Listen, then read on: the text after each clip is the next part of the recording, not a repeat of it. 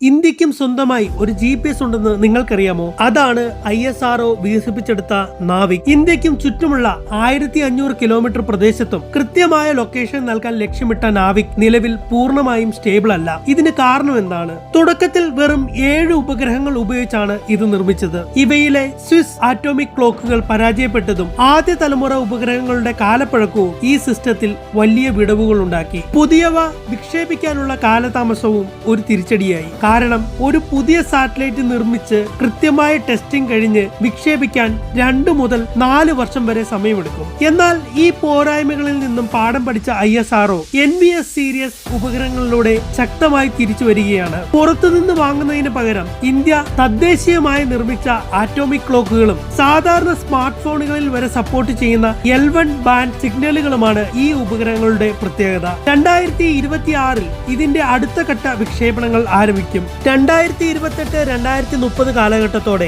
അമേരിക്കയുടെ GPS-നെ വെല്ലുന്ന രീതിയിൽ ഇന്ത്യയിൽ നാവിക് പൂർണ്ണ സജ്ജമാകും. അതുകൊണ്ട് നാവിക് ഒരു പരാജയമല്ല, അത് കൂടുതൽ കരുത്തോടെ ഒരുങ്ങുകയാണ്.